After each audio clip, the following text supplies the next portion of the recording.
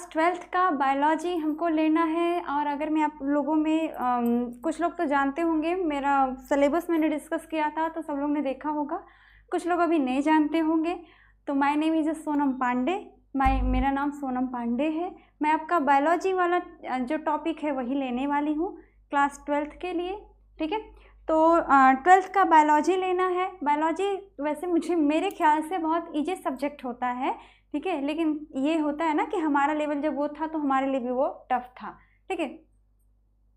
तो बात करते हैं आपका क्लास 12th का बायोलॉजी। मैंने उसमें डिस्कस किया था तो मैंने बता दिया था कि आपके चैप्टर नंबर फर्स्ट यूनिट का फर्स्ट चैप्टर ही रिमूव कर दिया गया है, वहाँ से हटा दिया गया है, आपका डिलीटेड पोर्शन में है। और आपका सेकंड चैप्टर से स्टार्ट है, उसमें सेकंड, थर्ड, फोर्थ आपके 3 चैप्टर पढ़ने हैं फर्स्ट यूनिट का। और उसमें अभी आपका पहला ही चैप्टर में स्टार्ट करने जा रही हूँ, यानी सेकंड चैप्टर स्टार्ट करने जा रही हूँ। इसमें मैंने कुछ यहाँ पे टॉपिक्स दे दिए हैं कि इस चैप्टर का होली आपको इतने ही टॉपिक्स पढ़ने हैं, इससे कुछ एक्स्ट्रा आपको इसमें नहीं पढ़ेंगे। लेकिन थोड़ा थोड़ा इवेंट उसमें चेंज कुछ भी आया एक्स्ट्रा में तो थोड़ा छोटे छोटे पॉइंट्स मिलने वाले हैं, बहुत बड़े पॉइंट्स आपको नहीं मिलने वाले हैं, तो समझे ना। तो फिर आप यहाँ पर टॉपिक्स में देख लेना, मैंने कुछ यहाँ पर नेम डाला है जिससे कि आप समझ सकते हो कि आपको क्या पढ़ने हैं। कुछ लोगों का जैसे देखो अपने इंटरेस्ट के लेवल का होता है। कुछ लोग 10th में इसको बहुत मन से पढ़े होंगे, 6, 7, 8, 9 में भी साइंस होता है, 10th में भी साइंस में आपका ये बायोलॉजी है, तो आप वहाँ से कुछ लोग मन से पढ़े होंगे। तो जो इतने इसमें टॉपिक दिए हुए हैं ना, कुछ इसमें पॉइंट्स जो भी इंक्लूड किया गया है, तो कुछ लोग इससे पहले से फैमिलियर होंगे, उनको मालूम होगा कि क्या चीज़ें होती हैं, ये कहाँ पाई जाती हैं, ये सारी चीज़ें, ठीक है। लेकिन कुछ लोग अभी नहीं जानते हैं, क्योंकि जानते हो जब सेपरेट सब्जेक्ट होता है ना तो थोड़ा सा इंटरेस्ट ना भी हो, अगर में है तो ठीक है, नहीं है तो फिर भी अच्छे से पढ़ना होता है, क्योंकि हमको अच्छा नंबर लाना है, अच्छे से पास होना है, अच्छा कुछ करना है इन फ्यूचर, तो फिर हमको उसके बारे में जानना तो होगा ही, ठीक है। तो बात करते हैं, देखिए पुष्प की संरचना। चैप्टर का नेम आप देख लो, पुष्पीय पौधों में जनन। चैप्टर का नेम है पुष्पीय पौधों में जनन, यानी कुछ ऐसे प्लांट जिनमें फ्लावर बनते हैं, उनमें कैसे जनन होता है उनको हमको देखना है, ठीक है। आप जान लो कि दुनिया के जितने प्लांट हैं सब में फ्लावर नहीं बनता है, ठीक है। दुनिया के पूरे प्लांट में फ्लावर नहीं बनता है, कुछ कुछ प्लांट में बनता है। और वो प्लांट कौन से हैं आप यहाँ से देख लो, ठीक है। और आप कौन से हो हैं तो ये तो आप जानते हो, कौन से नहीं है उसमें आपको थोड़ा सा कन्फ्यूजन होगा। तो साइकस का प्लांट, पाइनस का प्लांट, मरुस्थली बहुत सारे प्लांट्स होते हैं, ठीक है, तो उनमें फ्लावर नहीं बनता है, समझे। लेकिन आपको यहाँ पढ़ना क्या है, फ्लावरिंग प्लांट में, फ्लावर वाले प्लांट में, ऐसे प्लांट जिनमें फ्लावर बनता है उनमें जनन कैसे होता है इसके बारे में जानना है। तो टॉपिक हमारा जो है इसको थोड़ा सा देख लेते हैं। पुष्प की संरचना। फर्स्टली आपको ये जानना होगा कि जो फ्लावरिंग प्लांट होते हैं उनमें जो फ्लावर होता है उसका स्ट्रक्चर कैसा होता है, आपको ये जानना होगा। सेकेंड, उनमें पुंकेसर जानना होगा। थर्ड, उसमें स्त्री केसर जानना होगा। पुंकेसर का मतलब होता है नर जनन अंग, है ना, और स्त्री केसर का मतलब होता है मादा जनन अंग।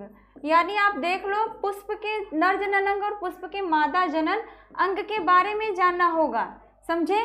परागण क्या होता है, परागकण अलग होता है, परागण अलग होता है। तो परागकण आप तो इसी में जान लोगे। परागण क्या होता है, निषेचन क्या होता है, द्विनिषेचन में क्या होता है, क्या दोनों एक ही है या दोनों अलग है, ये भी जानना है। पोस्ट फर्टिलाइजेशन यानी निषेचन के बाद वाली क्रिया में क्या होता है, ये भी इवेंट आपको देखना होगा। सेकेंड थिंग आपका है भ्रूणपोष क्या है, ये तो हमेशा इंपॉर्टेंट में रहा है, शॉर्ट फॉर्म में आए या फिर लॉन्ग क्वेश्चन में आए, आना तो तय होता है। इस चैप्टर से क्वेश्चन पूछे जाते हैं, ठीक है, इसमें। और उसके बाद है आपका भ्रूण क्या है, बीज क्या है, फल क्या है, ठीक है। द्विनिषेचन को भी इंपॉर्टेंट में डाल लीजिएगा, इंपॉर्टेंट में है। एक बार फिर से इरेज करके कर दे, नहीं तो कहोगे क्या लिख दी, ठीक है। द्विनिषेचन को इंपॉर्टेंट में डाल लीजिएगा, भ्रूणपोष को इंपॉर्टेंट में डाल लीजिएगा। देखिए तो इतने पॉइंट्स में ही आपका चैप्टर कवर होगा। पूरा चैप्टर का जो आपको मेन हेडिंग होगी ना, वो मेन हेडिंग मैंने यहाँ पे लिख दिया है कि इतना ही आपको इस चैप्टर में मेन हेडिंग के तौर पर देखना होगा। ठीक है, क्या क्या?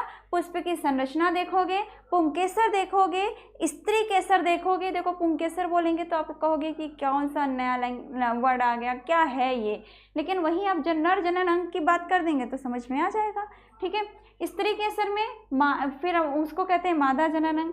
परागण क्या होता है ये देखना है, निषेचन क्या होता है ये देखना है, द्विनिषेचन क्या होता है ये भी देखना है। उसके बाद आपका यही है पोस्ट फर्टिलाइजेशन, मैंने बताया था अभी, ये सारे पॉइंट्स आपको देखने हैं। ठीक है, तो ये रही बात। देखो जब आप चैप्टर स्टार्ट करते हो तो चैप्टर स्टार्ट करने से पहले ही आपको पता चल जाए कि आपको इसमें जानना क्या है ना, तो थोड़ा आसान हो जाता है पढ़ना, समझे। इसीलिए मैंने पूरे टॉपिक्स को ही पूरे चैप्टर का लिख दिया। ये मत सोच लेना कि आज मैंने इतना मुझे कवर करना है, ऐसा नहीं है। आज मैं बस इस चैप्टर के स्टार्टिंग के पॉइंट्स ही बताऊंगी, लेकिन मैं पूरे चैप्टर में आने वाले पूरे चैप्टर में मेन हेडिंग जो होंगी उसको मैंने यहाँ लिखा है, समझे। ठीक है, इससे ज़्यादा इसमें अभी नहीं है। अब देखो आगे चलते हैं। अब हम अपनी टॉपिक स्टार्ट करने जा रहे हैं। टॉपिक स्टार्ट करने से पहले आपको एक पॉइंट और बता देते हैं कि कैसे पूरे चैप्टर को आपको जानना है। ठीक है, इसी चीज़ को मैं आपको साइकिल के फॉर्म में बताऊंगी। ठीक है, बहुत ईजी है ना, इतना आपको जानना है तो क्लियर हो गया। अब देखिए ये है आपके पाठ का सार। ठीक है, ये आपके पाठ का सार है, पूरे चैप्टर का सार मैंने लिख दिया है, एक साइकिल में मैंने कंप्लीट कर दिया है। थोड़ा देखना, इसको ध्यान से देखना, नहीं तो बड़ा कंफ्यूज हो जाओगे। ठीक है, ये आपका स्टेप पूरा, ये आपका स्टेप जितना भी होगा ये आपका स्टेप फर्स्ट का है, यानी प्लांट का स्टेप फर्स्ट होता है ये सब। सेकेंड स्टेप का ये पॉइंट्स है, ये आपका स्टेप सेकेंड है। ठीक है, और थर्ड प्लांट के थर्ड लेवल में ये इवेंट होते हैं। ठीक है, ये पूरे स्टेप्स आपके थर्ड लेवल के हैं। ठीक है, थर्ड लेवल में प्लांट के बॉडी में क्या चेंजेस आते हैं वो चीज़ें हैं।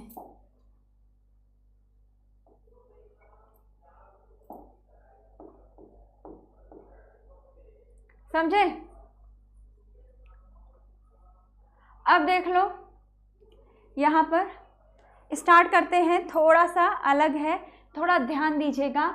कुछ भी दोस्तों, अगर आप क्लास 9 से 12 तक यूपी बोर्ड के स्टूडेंट हो तो आप सभी के लिए बहुत बड़ी गुड न्यूज़ है, क्योंकि अनअकैडमी के स्पेशल प्राइस वीक में यूपी बोर्ड के सभी कोर्सेज पे 10% एक्स्ट्रा डिस्काउंट मिल रहा है। जितने भी स्टूडेंट देख रहे हैं, अगर आप अपनी कंप्लीट तैयारी करना चाहते हो यूपी बोर्ड एग्जाम 2022 के लिए, तो आपके लिए बहुत सारे स्पेशल बैचेस चल रहे हैं, जैसे क्लास 9 के लिए जिज्ञासा बैच और क्लास 10 के लिए ऊर्जा बैच, और साथ में क्लास 11 के लिए भी ऊर्जा बैच चल रहा है और 12th के लिए भी ऊर्जा बैच चल रहा है, जिसमें आपको इंडिया के टॉप एजुकेटर लाइव पढ़ाएंगे। इसमें आपको कंप्लीट नोट्स भी मिलेंगे। तुरंत जैसे ही लाइव क्लास खत्म होगा आप नोट्स डाउनलोड कर सकते हो। आप हर हफ्ते टेस्ट देकर देख सकते हो कि आप कितना प्रिपरेशन कर रहे हो और अभी कितना प्रिपरेशन करना आपको बाकी है। तो जितने भी यूपी बोर्ड के स्टूडेंट हैं, ऐसा मौका आपको नहीं मिलेगा, क्योंकि ये स्पेशल प्राइस ऑफर चल रहा है यूपी बोर्ड के स्टूडेंट के लिए। तो जितने भी स्टूडेंट देख रहे हैं, डिस्क्रिप्शन में मैंने आपको सभी बैचेस का लिंक दिया है, जिस भी क्लास में उस पर क्लिक करके आप एनरोल कर सकते हैं। अगर आप चाहते हो कि आपके फीस से और डिस्काउंट आपको मिले, तो आप शुभम UP10 इस कोड को यूज़ करोगे तो आपको 10% एक्स्ट्रा डिस्काउंट आपके टोटल फीस से देखने को मिलेगा। तो जितने भी स्टूडेंट देख रहे हैं, जल्दी से बैच को ज्वाइन करें और अपनी तैयारी शुरू करें। भी नहीं है, वही चीज़ें हैं जो मैंने वहाँ पे समझाया है ना कि आपको इतना पढ़ना है, उसी को मैं इसी इवेंट में क्लियर कर दे रही हूँ कि प्लांट्स जो फ्लावरिंग प्लांट होते हैं ना, पुष्पीय पौधे होते हैं ना, उनके पूरे लाइफ में 3 इवेंट होते हैं, प्री फर्टिलाइजेशन, पोस्ट फर्टिलाइजेशन और पोस्ट फर्टिलाइजेशन। यानी कि निषेचन के पहले की क्रिया, निषेचन के समय की क्रिया और निषेचन के बाद की क्रिया, इसी तीनों के बेस पर प्लांट का पूरा लाइफ सिस्टम डेवलप करता है, पूरा लाइफ सिस्टम एवं उसका स्पैन होता है।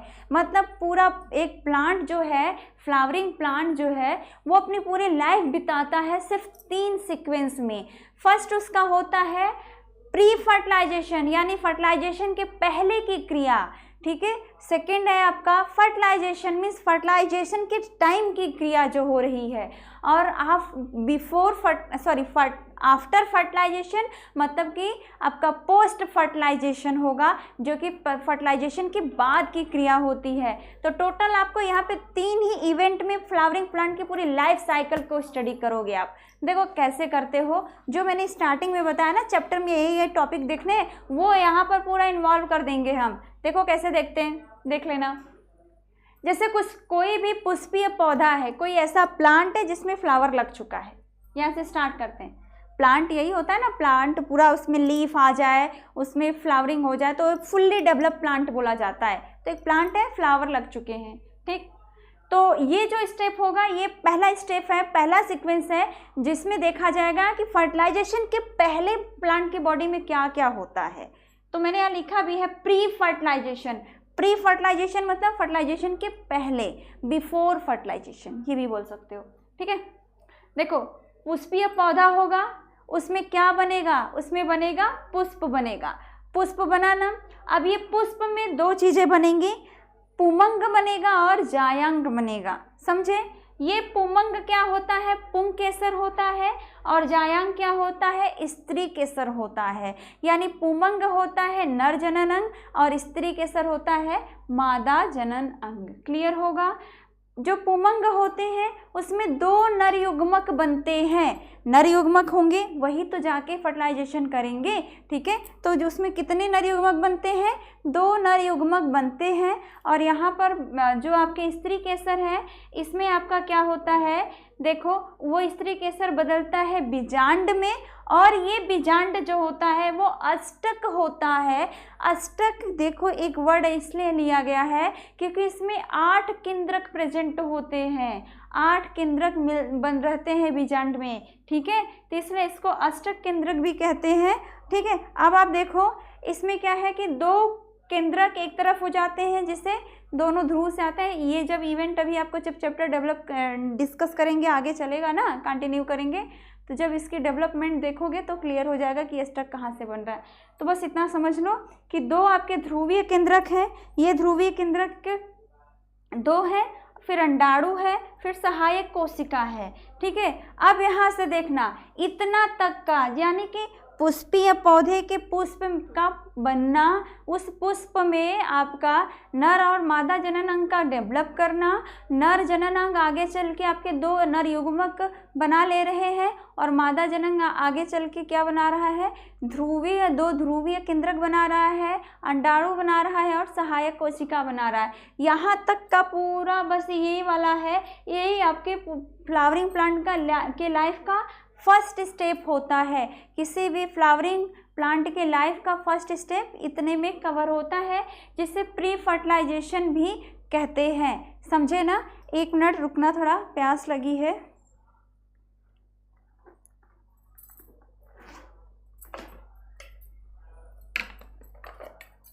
एक मिनट बस।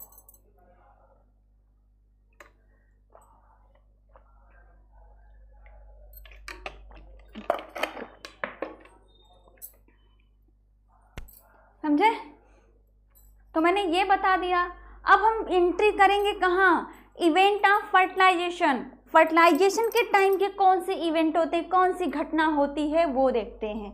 देखो पहले ही स्टेप में 2 नर युग्मक बन चुके हैं, और यहाँ पे अंडाणु बन चुका है और ध्रुवीय केंद्रक बन चुके हैं। ये सहायक कोशिका का काम बस होता है, वो अंडाणु के साथ में सहायता के लिए प्रेजेंट रहती है। जैसे ही अंडाणु फर्टिलाइज होता है, ये सहायक कोशिका खत्म हो जाती है, नष्ट हो जाती हैं, ठीक है।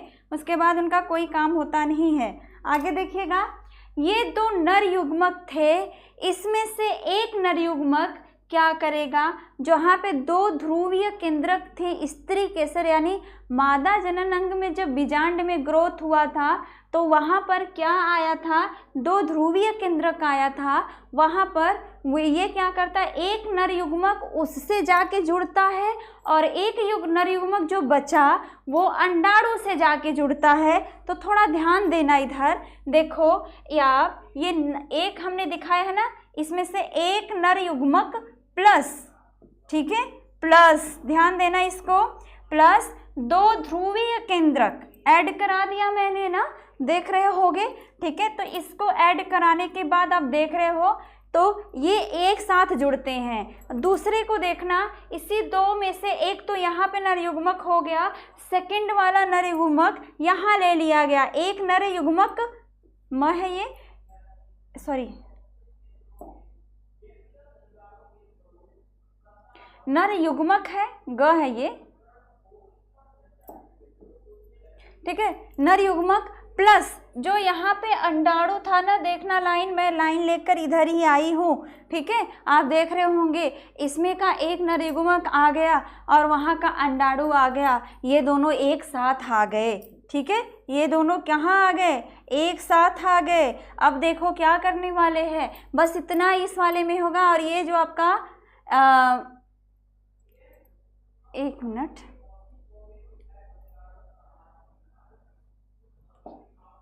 रुकना तो,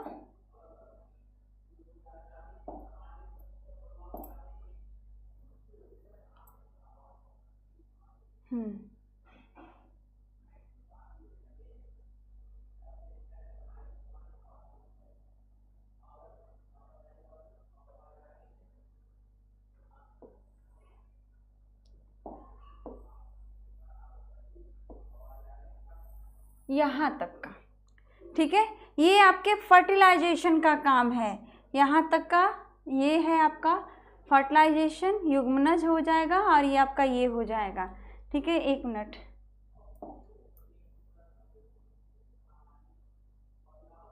सब हट गया, ये तो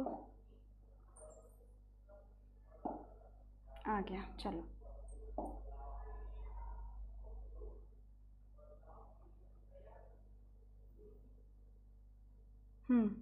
देखना, अब यहाँ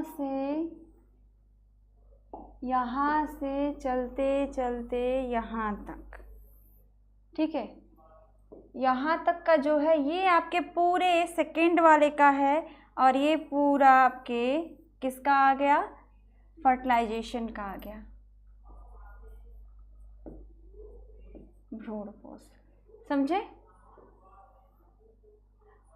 फर्टिलाइजेशन का है ये,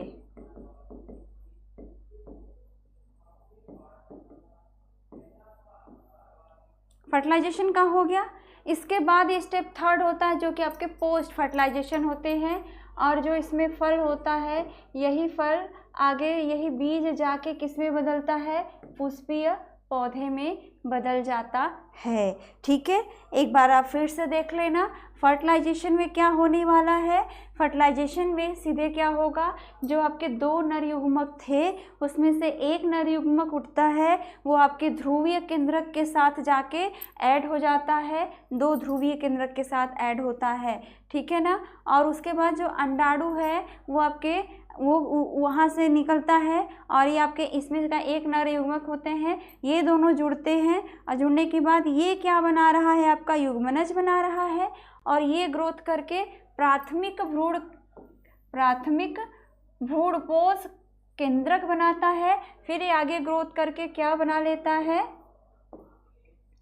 भ्रूणपोष बनाता है। इस भ्रूणपोष को क्या कहते हैं, भ्रूण को पोषण देने वाला, भ्रूण को पोषण देने वाला यही होता है, ठीक है। आप देख लो, फिर यहाँ तक का पूरा इवेंट किसके अंडर में आता है, फर्टिलाइजेशन के अंडर में आता है, ठीक है। समझने की कोशिश करिए, एकदम क्लियर हो जाएगा। फिर वहाँ के बाद क्या है, आप देखो कि अब ये युग्मनज जो है आगे डेवलप करता है तो भ्रूण बनाता है और ये जो है आपका ये प्राथमिक भ्रूण केंद्रक जो होता है ये डेवलप करता है तो भ्रूणपोष बनाता है, ठीक है। यहाँ पे भ्रूणपोष बन गया। ये जैसे ही भ्रूण बनाता है युग्मनज, तुरंत ही इस भ्रूण को जो पोषण देने का काम इसका रहता है, भ्रूणपोष का।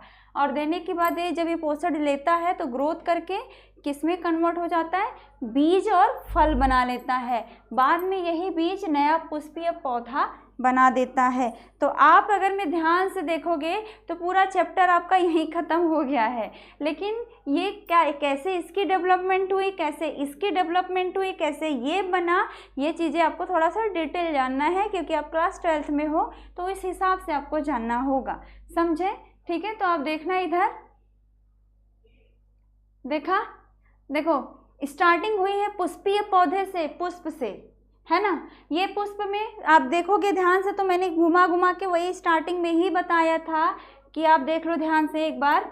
देखो पुष्प की संरचना, पुष्प से आया, पुंकेसर स्त्री केसर बना, 1 मिनट देखना यहाँ पर, पुंकेसर स्त्री केसर बना, ठीक है। फिर उसके बाद आपका पुंकेसर स्त्री केसर के बाद वहाँ पे देखो क्या आया है, परागण आया है।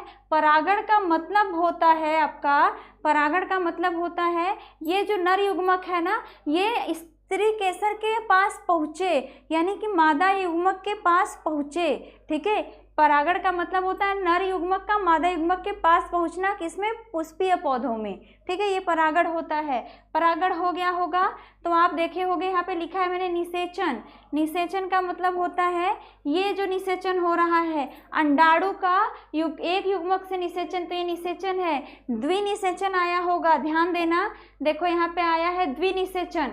ये द्विनिषेचन आया है तो वो कहाँ हो रहा है, द्विनिषेचन का मतलब होता है 2 बार निषेचन होना। दूसरा निषेचन किसके साथ होता है, 2 ध्रुवीय केंद्रक होते हैं, उनके साथ एक और जो युग्मक होता है नर युग्मक वो जुड़ जाता है, तो ये आपके द्विनिषेचन हो जाते हैं। ये डेवलप होके ये बना रहा है, और वो हमने कहा था कि भ्रूणपोष बहुत इंपॉर्टेंट है, आ गया ना ये आपका। देखो निषेचन के बाद वाली ये सब क्रिया होती है। निषेचन के बाद क्या होने वाला है, देखो भ्रूणपोष आ गया ना, यही भ्रूणपोष जो है आपका, भ्रूणपोष यहाँ पर आया है। और यही भ्रूणपोष के बाद आप वहाँ पे देखोगे नीचे की तरफ देखना, भ्रूण दिया है, बीज दिया है, फल दिया है, तो आप देख लो यहाँ पे भी आपका भ्रूण, उसके बाद क्या हुआ है, भ्रूण बना है, बीज और फल बना है, बाद में वही बीज आपके पुष्पीय पौधों में चले जाते हैं। तो हमको तो लगता है कि हमने पूरा चैप्टर ही एक बार में पूरा देख लिया कि किस तरह से क्या होने वाला है। एक बार आप इसका स्क्रीनशॉट जरूर रख लीजिएगा, बहुत ही काम की चीज़ें हैं इसमें, ठीक है। आपको एक ही पूरे में इसमें आपको चैप्टर ही समझ में आ गया कि चैप्टर में हो क्या रहा है, ठीक है। ये क्लियर हो गया होगा। एक बार आप स्क्रीनशॉट रख लो, फिर से मैं इसको जब क्लास फाइनल हो जाएगा तो उसमें मैं समझाते हुए तभी मैं हटूंगी, ठीक है, समझे। तो देखिए आप, इसके बाद हम चलते हैं नेक्स्ट में, हो गया होगा सबका स्क्रीनशॉट, आगे चलते। देखिए मैंने थोड़ा सा अलग यहाँ पे इस देखोगे फ्लावर, ये फ्लावर का पार्ट है, तो मैं थोड़ा हमेशा सोचती हूँ कि कुछ एक्स्ट्रा दूँ, कुछ अलग दूँ, जिससे कि आपको चीज़ें क्लियर रहे। तो मैं इसमें बहुत तामझाम करने वाली ऐसे किसी फ्लावर की संरचना नहीं बनाया है मैंने, ठीक है। आप देखोगे बहुत ही सिंपल, जो अपने क्लास 10th के बुक एनसीईआरटी बुक में आपको ये जो जैसे बुक खोलोगे ना तो इस वाले पेज पे आपको फ्लावर का स्ट्रक्चर मिल जाएगा, वही वाला स्ट्रक्चर है, बहुत इजी वाला स्ट्रक्चर, ठीक है। तो देख लो, मैं एक एक जगह जो हम इस तरह से लिखे हैं कि आपको जो जितने भी स्त्री केसर के अंदर जितने भी आपके स्ट्रक्चर आते हैं सब एक जगह आ जाएं। देखो ध्यान देना, देखो हम स्टार्टिंग नीचे वाली तरफ से करते हैं, क्योंकि हम ऊपर से आएंगे तो थोड़ा सा अलग हो जाएगा। देखो जैसे जब कोई फ्लावर है, फ्लावर को पकड़ने का काम पकड़ते हो ना, फ्लावर होल्ड करने का काम किससे करते हो, जिसको नॉर्मल में लोग डंठल बोलते हैं, डंठल है ना, फ्लावर को पकड़ने में, जैसे रोज है, रोज को पकड़ना है तो ये उसका डंठल हो गया, ठीक है। तो फ्लावर जो होता है, एक्चुअल में फ्लावर होता है, उसमें जो हम डंठल ना कह के शुद्ध भाषा में हम उसे क्या कहते हैं, शुद्ध भाषा में पुष्प वृंत कहते हैं। वृंत का मतलब भी डंठल ही होता है, यानी पुष्प का डंठल, पुष्प का होल्डिंग पार्ट, ठीक है, वो हो जाएगा आपका पुष्प वृंत। स्टार्टिंग से चल रहे हैं, ठीक है। जस्ट उसके ऊपर जब चलते हैं तो थोड़ा सा फूला हुआ भाग रहता है, जस्ट जब ऊपर की तरफ चलेंगे थोड़ा सा फूला हुआ भाग रहता है, वो फूला हुआ भाग जो होता है वो कहलाता है पुष्पासन। क्या कहलाता है, पुष्पासन कहलाता है, यानी पुष्प का आसन। ये जो डंठल के बाद ऊपर की तरफ फूला हुआ भाग है, ये पुष्प को अपनी तरफ अपने पास रखता है, इसी पर पुष्प बैठता है, यानी इसी पर पुष्प लगा रहता है, तो वो पुष्प का आसन हो गया, इसलिए उसे पुष्पासन कह दिया गया। समझ में आ गया होगा कि इसको पुष्पासन कहते हैं। क्लियर? ठीक है। अब इसमें हम आगे बात करते हैं, जो हमने ये वाला स्ट्रक्चर छोटा छोटा लीफ जैसा बनाया है ना, इसे कहते हैं बाह्य दल। देखो, जब किसी भी फ्लावरिंग प्लांट को आप देखोगे, उसका फ्लावर आप लोगे तो उसमें आप देखोगे, गुड़हल ही सपोज कर लो, तो गुड़हल में होल्डिंग पार्ट के बाद थोड़ा सा स्वेलिंग वाला पार्ट आएगा। उस स्वेलिंग वाले पार्ट पे ही लगा हुआ ग्रीन कलर की छोटी छोटी पत्तियों जैसी संरचना लगी रहती है। उसकी संरचना इस तरह से होती है, ध्यान से देखोगे तो ये हो गया, तो इस तरह ये वाली संरचना होती है, यहाँ से फ्लावर निकला हुआ रहता है, समझे ना। तो ये वाले जो ग्रीन वाली संरचना है ना, इसी वाले ग्रीन की संरचना को हम क्या कहते हैं? बाह्य दल कहते हैं। इसी ग्रीन संरचना को बाह्य दल कहते हैं। और उसके बाद जब ऊपर की तरफ बढ़ते हैं तो फ्लावर में एक चीज़ और होता है, कलरफुल पार्ट होते हैं। किसी में लाल होगा, किसी में नीला होगा, किसी का पीला होगा, किसी का पिंक होगा, किसी का ऑरेंज होगा, ठीक है, जैसा भी कलर हो। तो वो जो जैसे कि गुड़हल है उसमें पिंकिश रेड होता है, और नेचुरल जो आपका होता है यानी कि मिक्सर ना हो, शुद्ध प्लांट हो, तो उसका जो वो वाला कलरफुल संरचना होती है वो एकदम प्योर रेड कलर की होती है, बहुत अच्छा कलर होता है।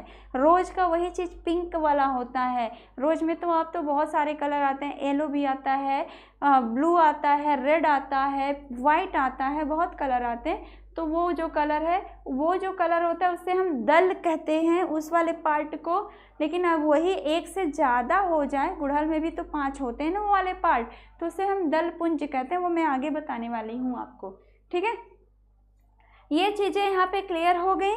पुष्प का डंठल पुष्पवृंत हो गया, वृंत, फिर उसके बाद फूला हुआ भाग पुष्पासन हो गया। उसके ऊपर बस मोस्टली हरा है, हरा ही दिखेगा मोस्टली। क्या हमेशा वो पुष्पासन के ऊपर ग्रीन वाला जो पार्ट होता है लगा हुआ पत्ती जैसी संरचना, वो हमेशा हरे रंग की होती है, तो वो आपके वाह्यदल हो गए। और उसके ऊपर जो आपके कलरफुल वाले पार्ट आएंगे वो आपके कैसे हो गए? दल पुंज, दल हो गए, ठीक है। अब ऊपर देखते हैं तो उसमें इस तरह की संरचना जो होगी, ठीक है, फ्लास्क सुराही की तरह इस तरह से होके नीचे की तरफ इस तरह आके इसे फूली हुई संरचना, ठीक है। तो ये जो ऊपर वाला पार्ट होता है इसे कहते हैं वर्तिकाग्र।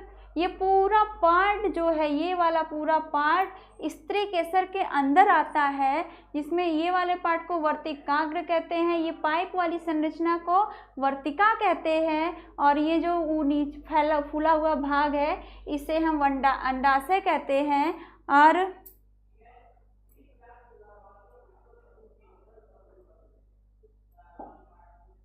अंडाशय कहते हैं। और उसके बाद ये जो बीच में पार्ट है आपका, इसे हम बीजांड कहते हैं। ये पूरा पार्ट किसके अंडर में आता है? स्त्री केसर के अंडर में आता है। इतना क्लियर हो गया होगा।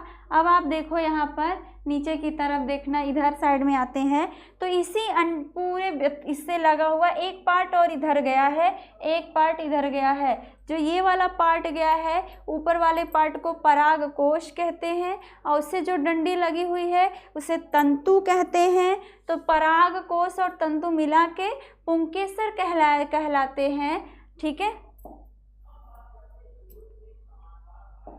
पुंकेसर कहलाते हैं। और ये पुंकेसर ढेर सारे जो हो गए, देखो अब एक संरचना यहाँ पे भी है, एक यहाँ पे भी है, ठीक है। तो ये दोनों मिला के क्या कहलाएंगे? अब आपके ये देखना,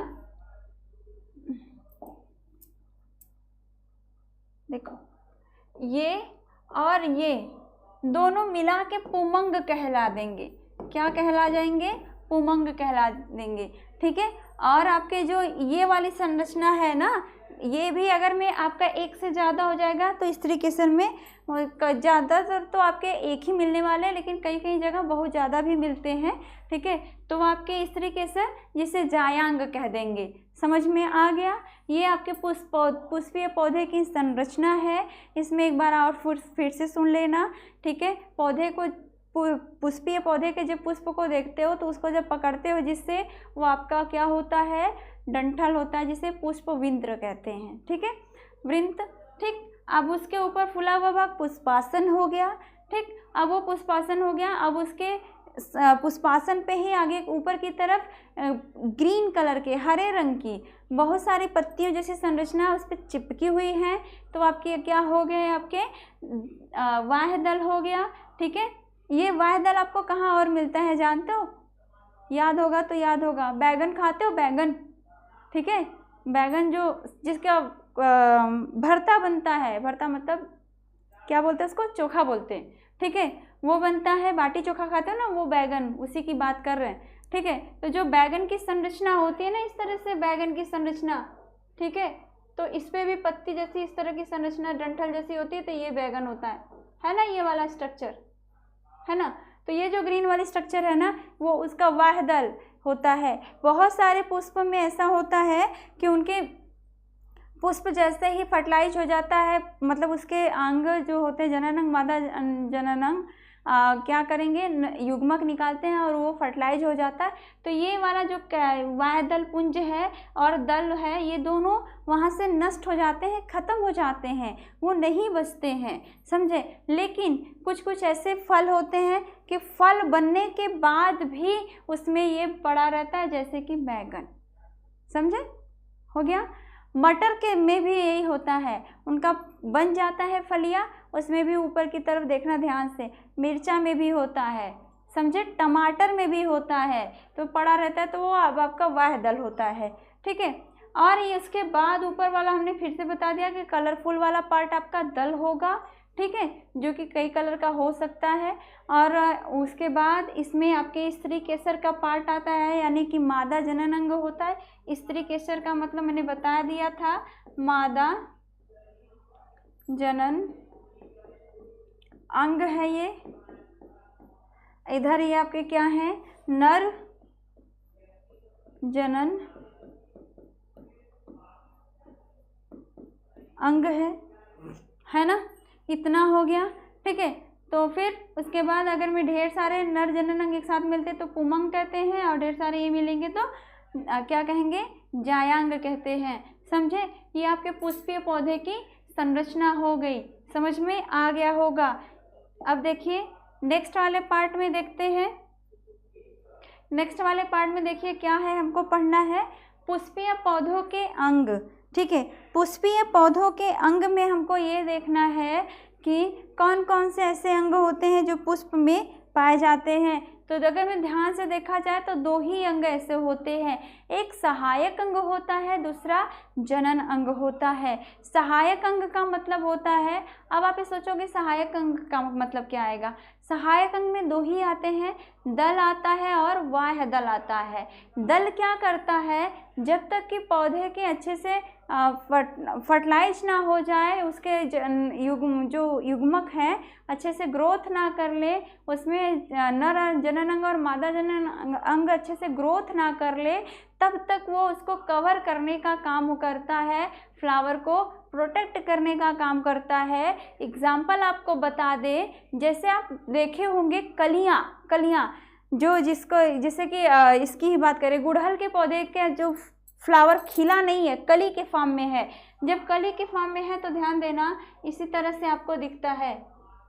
इसमें रेड वाला पार्ट तो इस तरह से खूब निकल जाता है थोड़ा सा, और यहाँ पे ग्रीन वाला पार्ट उसको कवर किया रहता है, ग्रीन वाला पार्ट उसको कवर किया रहता है। और ये ध्यान से इस तरह देखना, ठीक है। तो वो जो ग्रीन वाला पार्ट उसको कवर किया रहता है, तो फिर वो क्या करता है, उसको प्रोटेक्शन देता है, समझे ना। तो ये चीज़ें हैं, यानी कि फ्लावर को प्रोटेक्ट करने का काम करता है ग्रीन वाला पार्ट, ठीक है। रेड वाला पार्ट या कलरफुल वाला पार्ट क्या करने वाला काम देता है, वो काम देता है आपका